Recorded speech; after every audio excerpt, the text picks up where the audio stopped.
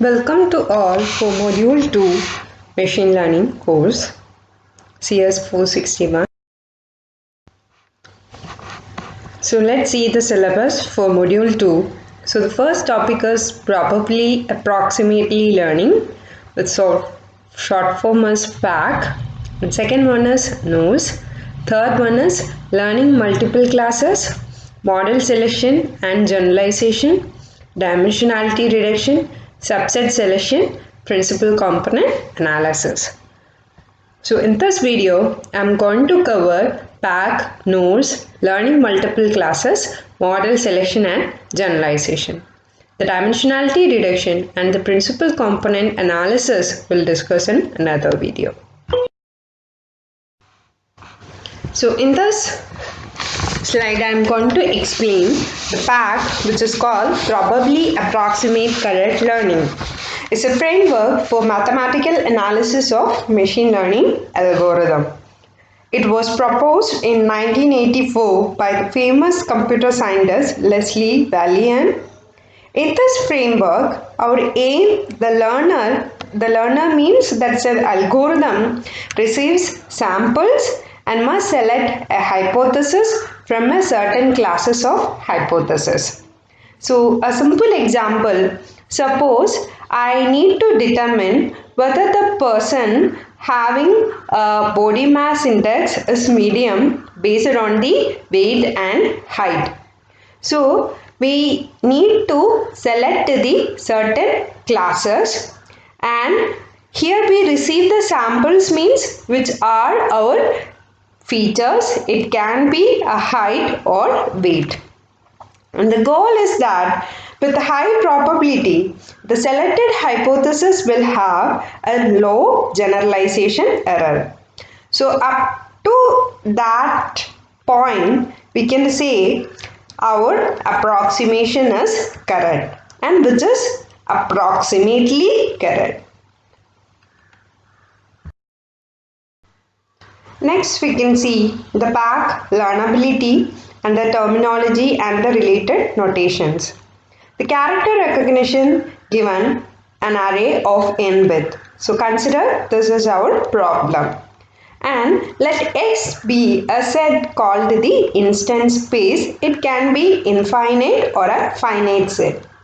And the character recognition problem, the instance space which can be represented as a Boolean values 0 and 1, and n which represent the number of features that are available.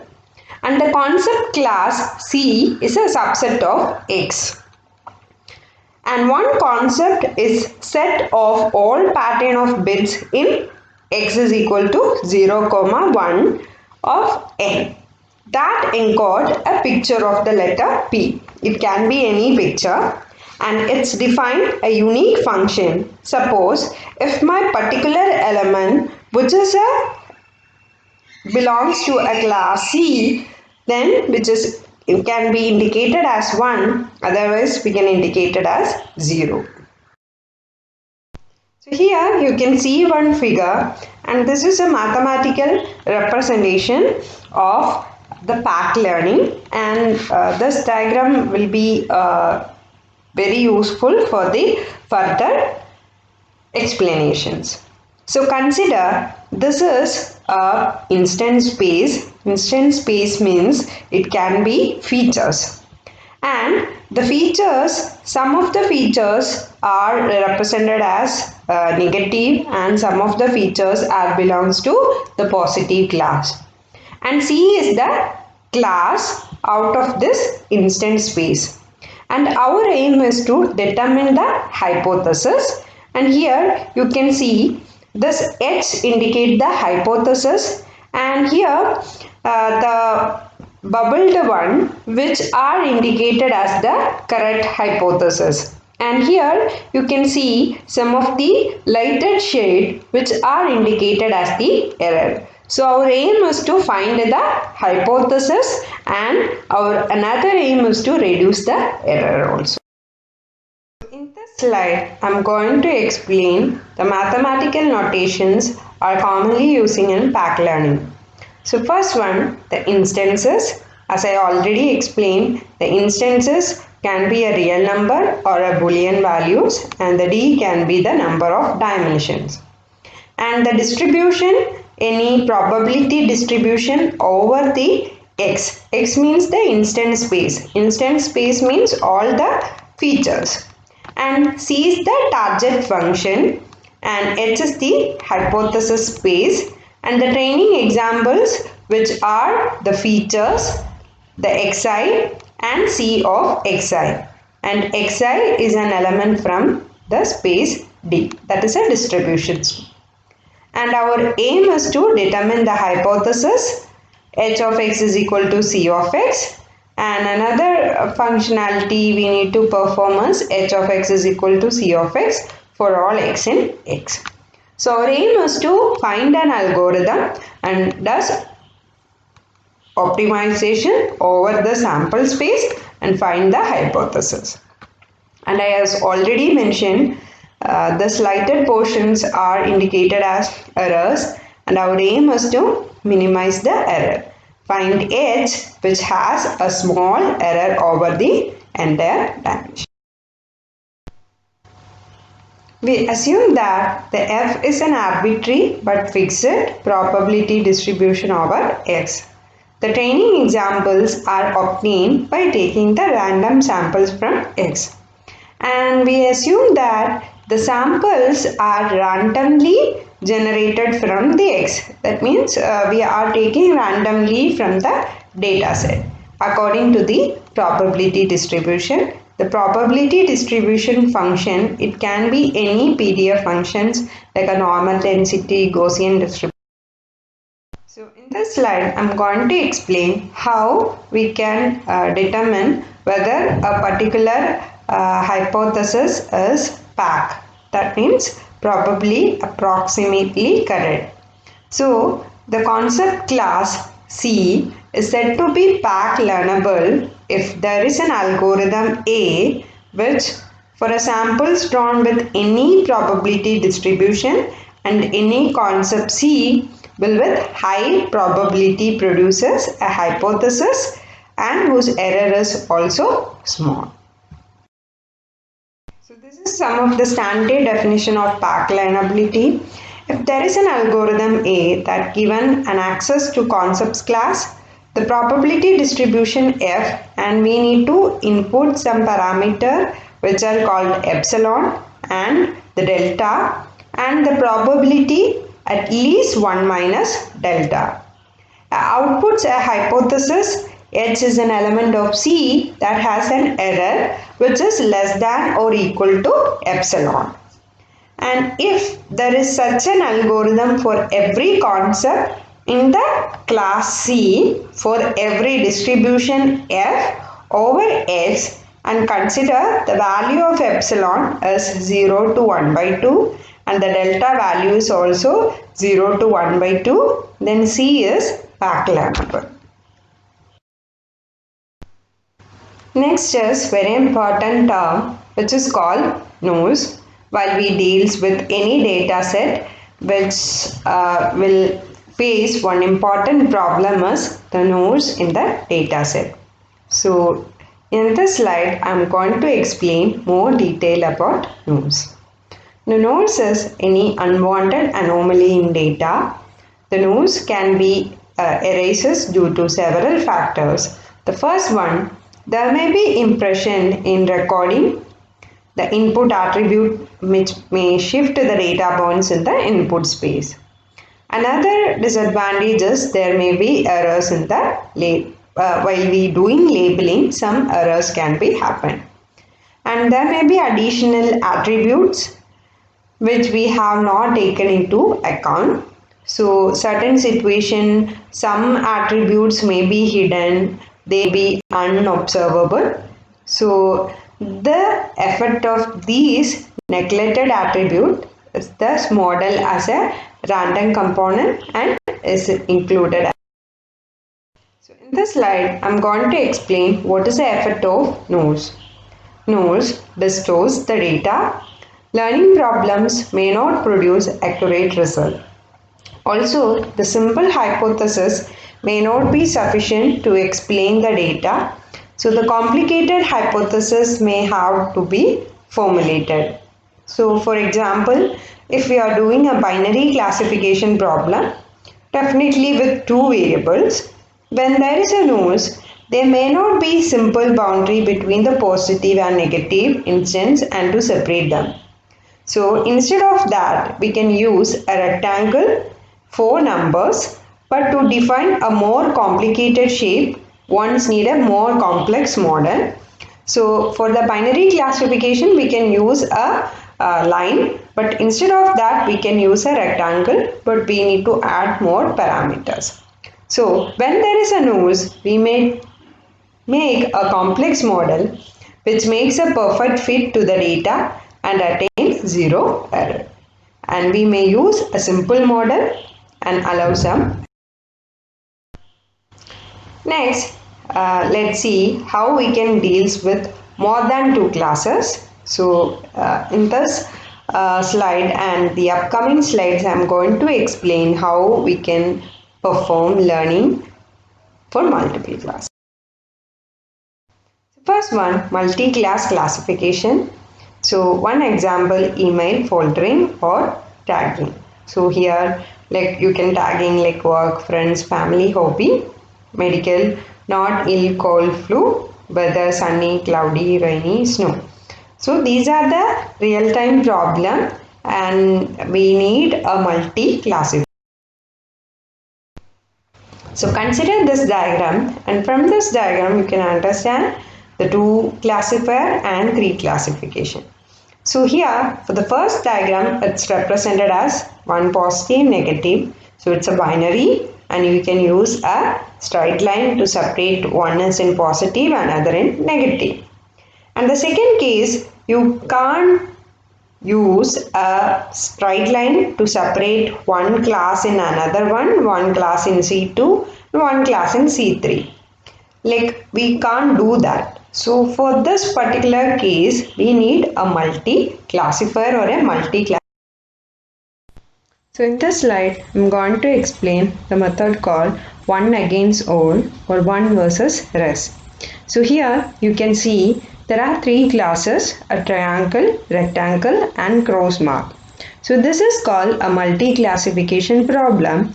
So our aim is to convert this multi-classification such that the 3 classification problem into a binary class. So here this diagram is split into 3 types. So here you can see we convert all the positive samples in one side and the negative samples in another side. So here the triangle considered as positive sample and the remaining dots are considered as a negative sample. So here you can draw a linear separating hyperplane or a straight line in between the triangle and dot. So this is a 2 classifier problem. So this is a binary classification can be done. And in this case also, for the second figure also, you can see the second class was a rectangle and here this is a positive class and the remainings represented as dot and which can be separated by using a single straight line. And in this case also, the third one, the cross one is considered as a positive sample and the dots, all other samples which are considered as a negative sample, you can draw a linear line, you can separate it. So the one against all method means we need only one positive class and one negative class. So all the other samples we converted into a negative class and we can convert this multi-classification problem into. So this is an explanation of one against all method. So consider a case where there are k classes C1, Ck and each input instance it belongs to exactly one of them. So the k classification problem we need to view as a 2 class problem. In the ith 2 class problem, the training example is belonging to Ca are taken as the positive sample and the examples of all other class taken as the negative sample, as I already explained in the previous slide. So next is the mathematical representation of one against all method. So we have to find a K hypothesis H1 Hk where Hi is defined as, suppose if my particular feature is in class Ci, then the value of hypothesis which is equal to 1. Otherwise, the value of hypothesis which is equal to 0. Another method called one against one method. The previous was one against all method. Here it is one against one method. So here we need to construct a classifier for each pair of classes. Suppose if there are three classes like triangle, rectangle and dots, and we need to construct a classifier for these three classes. Earlier one we need to construct only two classes, but here how many classes are there? We need to construct three classifiers. If there are k different class labels, the total of classifiers are k into k minus 1 divided by 2. So suppose if you have three classes and we need to do how many binary classifier, we can apply this value in the previous equation, that is 3 into 3 minus 1 by 2. So that much binary classifiers are required. So the first will discriminate A from B, and second is A from C, and third is B from C. In the one against one method, we need to classify a corresponding feature. So suppose if X is to be classified, X is represented to a binary classifiers and to create a vector of individual classification A, B, B. So these are the three classification, and the final step is assign a label to X is the majority voting. So here the label is assigned based on the majority voting, and here you can see my X's maximum vote is B. So in this example, my corresponding feature, it is belong to the class B, and here I am not considering A because the count of A is equal to 1 and the count of B which is equal to 2. That is why I taken X is belong to class B. So in this slide, I am going to explain model selection. So in order to formulate an hypothesis for a particular problem, we need to choose a model, and the model selection is very important in machine learning algorithm. So nowadays in machine learning or the upcoming trend like deep learning, there are different models which are available like a pre-trained model. So we need to choose a model based on our application. So the model selection is the crucial step in machine learning, and model selection is the process of choosing a model. So we need to ensure certain criteria while you choose a particular model. The process of choosing one particular approach from among several different approaches, and choosing an appropriate algorithms from a selection of possible algorithms. Choosing the set of features to be used for the input, and also we need to choose certain input parameter for the initial values. So these are the process of choosing a particular model. Even though we have a model or data, but in order to find a solution, it is quite difficult. So in a learning problem, we only have the data. So, but the data by itself it's not sufficient in order to find a solution. So we should make extra assumptions to get a solution. The set of assumptions we make to have a learning possible is called inductive bias of the learning algorithm. So the model selection is about choosing the right inductive bias. Next is model selection. In learning the class of a family of cars. So consider one example. There are infinitely many ways of separating the positive and negative example. And here I am considering the feature as shape of a rectangle is an inductive bias. And here one method called a regression and assuming as a linear regression. And the model selection is based on the right choice of inductive bias. So in this slide, I am going to explain what are the advantages of a simple model. A simple model is easy to use, easy to train, and it requires a fewer parameters. And a simple model is easy to explain also. There is one important principle called Occam's razor principle, and the principle says that a simple model would generalize better than a complex model. And this principle is known as Occam razor, which states that the simpler explanations are more plausible and any unnecessary complexity should be avoided. So in this slide, I am going to explain what is meant by generalization. The goal of a good machine learning model is generalize from the training data to any data from the problem domain. So this allows to make prediction in the future on the data model that has never seen. So consider one example.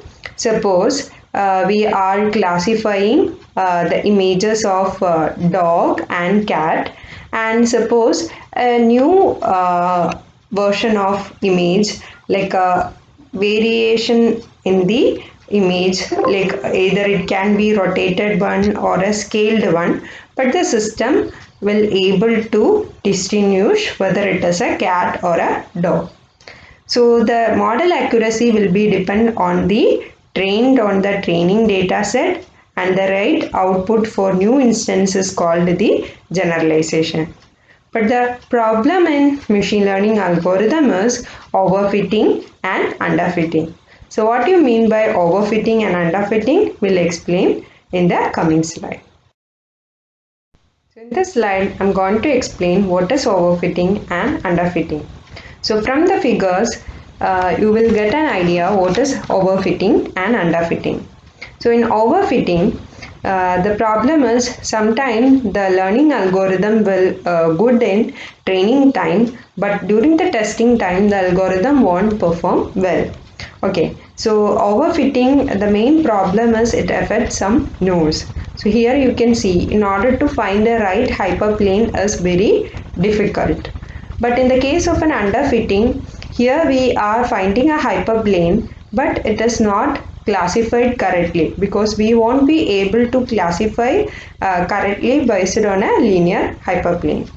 And here you can see an appropriate fitting because we can classify it correctly, and with a lesser number of values are misclassified. So this is a theoretical explanation for overfitting and underfitting. So underfitting is the production of machine learning model that's not complex enough to accurately capture the relationship between the features and the target variable.